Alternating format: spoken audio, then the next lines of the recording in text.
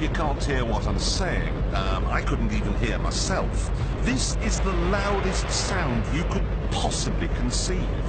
And, as it turns out, the cleanest.